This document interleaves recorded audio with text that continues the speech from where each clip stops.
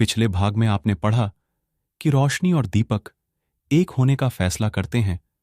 अब आगे, आज रोशनी से मिलने दीपक आता है और उसे लाल गुलाब देकर कहता है, क्या मेरी जिंदगी में मेरी हमसफर बनकर आओगी? रोशनी कुछ सोच में पड़ जाती है और कहती है, दीपक मेरा एक 5 साल का बेटा भी है, मैं उसके बिना नहीं रह सकती। तुमने क्या सोचा रोशनी, कि मैं सिर्फ तुमसे रिश्ता जोड़ना चाहता हूं, आरव से नहीं?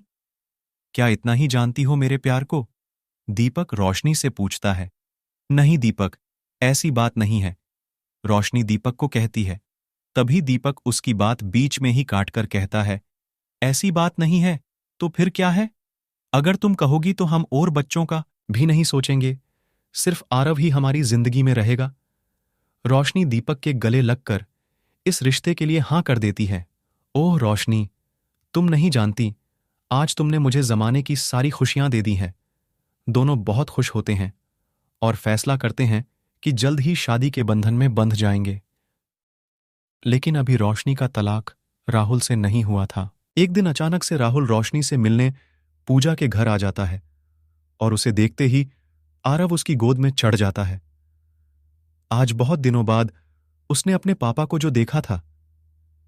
अब राहुल रोशनी के सामने घुटनों के बल बैठ जाता है और सिर झुकाकर कहता है, वो सुबह की तुम्हारे हाथ की अदरक वाली चाय, वो जबरदस्ती मुझे नाश्ता कराकर ही ऑफिस भेजना, वो रात को मेरे सोने के बाद मेरे जूते उतारना तो कभी अपने हाथों का बना हुआ खाना मेरे ऑफिस में भिजवाना, वो सब हर पल याद किया मैंने। रोशनी कहती है, राहुल, अब तुमने बहुत देर कर दी, मैं अब वापस नहीं आ सकती हूं। नहीं, ऐसा मत कहो रोशनी, मैं नहीं जी पाऊंगा बगैर। प्लीज वापस आ जाओ, सिर्फ एक मौका दे दो मुझे। इससे पहले कि रोशनी कुछ कहती, आरव कहता है, मम्मा, मुझे पापा के पास जाना है, प्लीज वापस चलो ना, मुझे आप दोनों चाहिए। एक बार फिर रोशनी अपनी खुशी की जगह अपने फर्ज को चुनती है और राहुल के साथ घर वापस आ जाती है। शाम को रोशनी छत पर जाकर दीपक को फोन करती है और कहती है, मैं नहीं आ रही दीपक, समाज के बनाए इन बंधनों को तोड़कर मैं कैसे आ सकती हूं? दीपक खुश होकर कहता है, तुमने बिल्कुल सही फैसला लिया है रोशनी, मैं तुम्हारे हर फैसले में तुम्हारे साथ हूं। यकीन मानो मेरा, अगर राहुल तुम्हें बेपनाह मोहब्बत दे रहा है तो मुझसे ज्यादा खुशी किसी को नहीं होगी। लेकिन दीपक, तुम अकेले जिंदगी कैसे काटोगे? रोशनी को दीपक की फिक्र हो रही थी। मेरी चिंता मत करो रोशनी, शायद ये इत्तेफाक ही है या ऊपर वाले की मर्जी कि जिस समय तुम्हें राहुल लेने आया उसी समय, मतलब आज ही निशा भी मेरे पास लौट आई है। मैं खुद तुम्हें यह बात बताने वाला था कि जब तक तुम्हारा फोन आ गया, आज निशा आई और तलाक के सारे कागज फाड़कर पगली मेरे गले लग गई। कैसे छोड़ देता उसे तन्हा फिर? रोशनी ये सुनकर चैन की सांस लेती है कि दीपक अब अकेला नहीं है। वो दीपक से कहती है, दीपक, एक बात कहनी है तुमसे। बोलो रोशनी, मैं सुन रहा हूं। दीपक बहुत प्यार से उसे कहता है, दीपक, अब मैं तुम्हें कभी कोई फोन नहीं करूंगी, क्योंकि अगर किया तो मैं कमजोर पड़ जाऊंगी। मैं तुमसे बहुत प्यार करने लगी हूं, लेकिन फर्ज ने मेरे पांव में बेड़ियां डाल रखी हैं और तुम भी अब निशा के साथ हो, तो मैं नहीं चाहती कि हमारे जज्बात हमें हमारे फर्ज से दूर कर दें। तुम सही कह रही हो रोशनी, हमें अलग होना ही होगा। अगर बात होती रही तो नहीं रह पाएंगे अब एक दूसरे के बिना। लेकिन एक बात तो बताओ रोशनी। बोलो दीपक, रोशनी ने दीपक से पूछा। जो प्यार हम दोनों के बीच है, मुझे समझ नहीं आ रहा कि इस प्यार को मैं क्या नाम दूं। दीपक ने आज रोशनी से पूछ ही लिया। मैं नहीं जानती दीपक, बस आज सब कुछ ऊपर वाले पर छोड़ रही हूं, वो देगा इस सवाल का जवाब। अच्छा, अब फोन रखती हूं, राहुल बुला रहे हैं मुझे। ये कहकर रोशनी फोन रख देती है और दीपक भी फोन काटकर हमेशा के लिए रोशनी का नंबर डिलीट कर देता है, उस सवाल के जवाब को ऊपर वाले के भरोसे छोड़कर। 7 साल बाद दीपक आज एक दोस्त की जन्मदिन की पार्टी में जाता है, जहां देरी होने की वजह से वो जल्दबाजी में होटल में प्रवेश करता है कि तभी उसकी टक्कर एक औरत से होती है।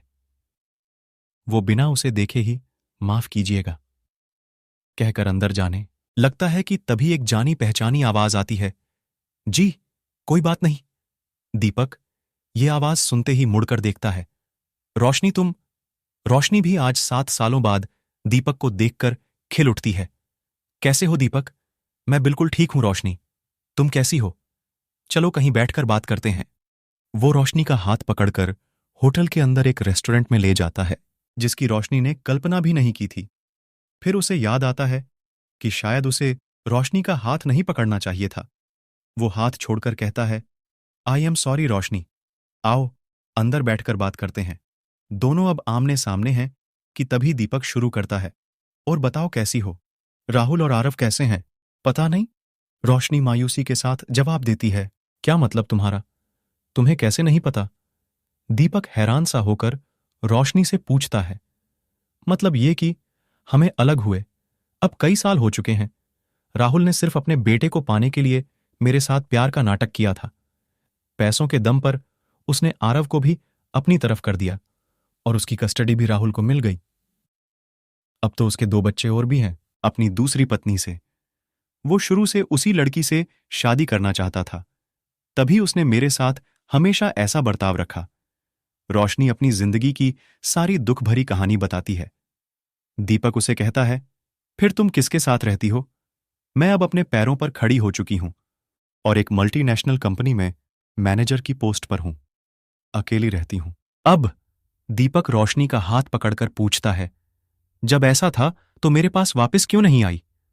आना चाहती थी मैं, लेकिन फिर ख्याल आया कि निशा तुम्हारी जिंदगी में लौट आई है।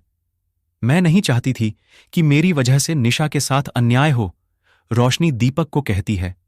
दीपक अब थोड़ा झूठा गुस्सा दिखाते हुए कहता है मेरी त्याग की देवी, निशा कभी मेरे जीवन में वापस आई ही नहीं। वो सब मैंने तुमसे झूठ बोला था, क्योंकि मैं नहीं चाहता था कि तुम मेरे बारे में सोच दोकर अपना राहुल के साथ रिश्ता खराब करो। क्या तुम सच कह रहे हो दीपक? रोशनी हैरान होकर पूछती है। हां रोशनी, मैं बिल्कुल सच कह रहा हूं। मैंने तो तलाक के बाद कभी निशा को देखा तक नहीं। मैं तो यही सोचती थी आज तक कि तुम निशा के साथ बहुत खुश होंगे, रोशनी कहती है। मैं भी यही सोच रहा था कि तुम और राहुल एक साथ बहुत अच्छा जीवन बिता रहे होंगे। अब दोनों एक दूसरे को देखकर हंसने लगते हैं कि रोशनी कहती है, तुमने उस दिन मुझसे पूछा था ना कि इस प्यार को मैं क्या नाम दूं? हां, पूछा था। और तुमने कहा था कि सब कुछ ऊपर वाले पर छोड़ रही हूं, दीपक रोशनी को कहता है। आज ऊपर वाले ने जवाब दे दिया, दीपक। रोशनी मुस्कुराते हुए कहती है, बोलो रोशनी, ऊपर वाले ने आज क्या जवाब भेजा है? दीपक रोशनी की आंखों में बेताबी से देखते हुए पूछता है, यही कि इस प्यार को हम आज एक नाम दे ही देते हैं, रोशनी कहती है। कौन सा नाम रोशनी? दीपक भी आज रोशनी के मुंह से सुनना चाहता था शायद। दीपक, क्यों ना आज ही हम इस प्यार को हमसफर का नाम दे दें? बोलो, बनोगे मेरे साथ जन्मों के हमसफर? रोशनी दीपक से पूछती है। दीपक उसका हाथ पकड़ता है और खड़े होकर कहता है, चलो उठो, चलो मेरे साथ। लेकिन कहाँ? रोशनी दीपक से पूछती है। मंदिर। मुझे अभी के अभी तुमसे शादी करनी है। मैं नहीं चाहता कि अब और देर हो, दीपक ने रोशनी को गले लगाते हुए कहा। चलो आज इस सच्चे प्यार को एक नाम दे ही देते हैं। ये कहकर दोनों शादी करने मंदिर की ओर चल पड़ते हैं। आपको ये कहानी कैसी लगी कमेंट में बताएगा, और वीडियो को लाइक एंड चैनल को सब्सक्राइब जरूर करें। धन्यवाद।